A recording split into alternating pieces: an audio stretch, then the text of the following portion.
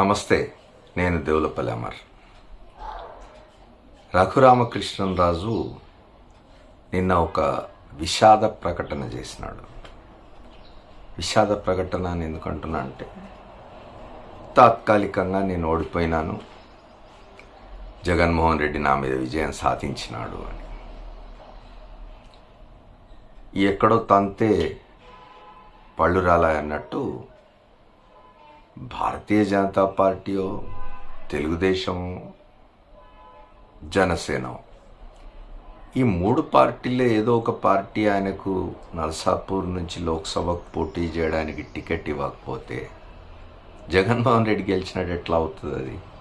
అందుకే తుంటి మీద తంతే పళ్ళు రాలని ఒక సామెత వచ్చినట్టున్నది.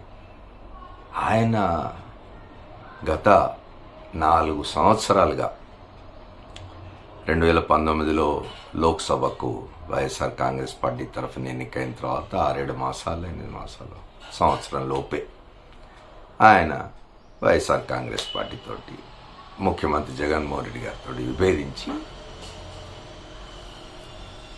వ్యతిరేకంగా మాట్లాడడం మొదలుపెట్టినాడు. విభేదించిన వాడు పార్టీ ద్వారా తనకు సంక్రమించిన లోక్సభ సభ్యత్వానికి రాజీనామా చేసి, పార్టీకి రాజీనామా చేసి విమర్శిస్తే సమంజసంగా ఉండేది. అట్లా కాకుండా ఓ ఆంధ్రజ్యోతి, ఓ ఈనాడు, ఒక TV5 తమ లైవ్ డిస్కషన్స్లో కూర్చోబెట్టి ఉసిగొల్పుతున్న కొద్దీ అడ్డగోలు అరుపులని అరిచినాడు ఆయన.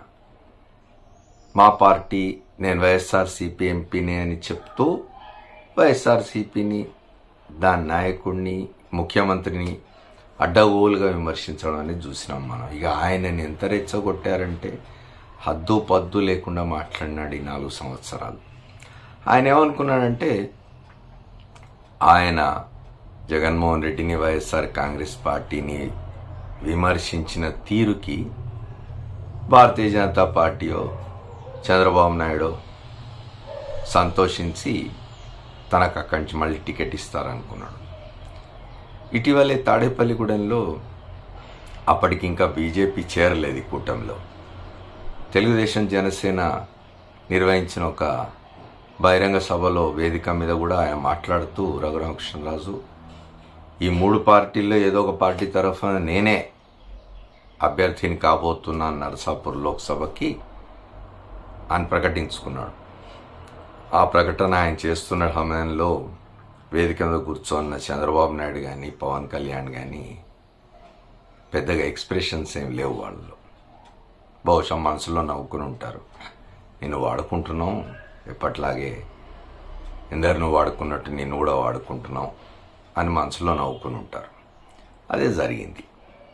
భారతీయ జనతా పార్టీ తనకు టికెట్ ఇవ్వలేదని ఉక్రోషం వెళ్ళగొక్కోవడంలో అర్థం లేదు.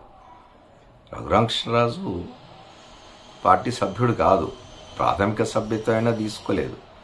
ఆ పార్టీ నాయకుడు ఆయన లక్ష్మీపతి రాజా అనుకుంటా, ఆయన ట్వీట్ చేసినాడు ఎక్స్లో, ఆయన ప్రాథమిక సభ్యుడు కూడా కాదు కదా, పార్టీ టికెట్ ఇవ్వలేని వగచ్చిపోతే ఎట్లా అని. నర్సాపూర్ నుంచి బీజేపీ అభ్యర్థిగా నిలబడుతున్న వ్యక్తి చాలా కాలంగా బీజేపీలో ఉన్నవాడు మొదటి నుంచి. ఆయన మిగతా చోట్లలో వలస పక్షులకు బీజేపీ టికెట్లు ఇచ్చినా ఆంధ్రప్రదేశ్లో, అక్కడ మాత్రం మొదటి నుంచి బీజేపీతో ఉన్న నాయకుడికి ఇచ్చింది. రఘురామకృష్ణరాజుకి ఎందుకు ఇస్తుంది బీజేపీ? ఆయనేం వాళ్ళ పార్టీలో లేడు, లేదా ఆయన కారణంగా పార్టీకి ఏదైనా లాభం జరుగుతుందని కూడా వాళ్ళు భావించినట్లు లేరు.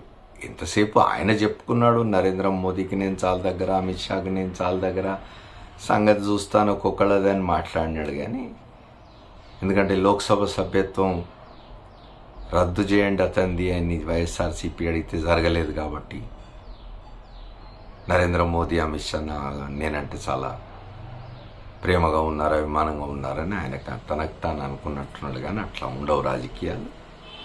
ఇప్పుడు ఆయన వగచి ప్రయోజనం లేదు. ఏ అభ్యర్థి కూడా నా సొంత శక్తితో నేను గెలిచాను అని అనుకోవడానికి వీలు లేదు. ఓ రాజకీయ పక్షం, ఆ రాజకీయ పక్షానికి ఆ ఎన్నికలు జరుగుతున్న వేళ అక్కడున్న అనుకూల వాతావరణము, ఆ రాజకీయ పక్షానికి నాయకత్వం వహిస్తున్న నాయకుడి పట్ల జనంలో ఉన్న అభిమానం, విశ్వసనీయత, ఇట్లాంటివన్నీ తోడే అభ్యర్థులు గెలుస్తారు తప్ప ఎవడికి వాడు నేను నా కారణంగానే గెలిచాను అని అనుకుంటే రఘురామకృష్ణరాజు గతే పడుతుంది. Thank you. మళ్ళీ కలుద్దాం.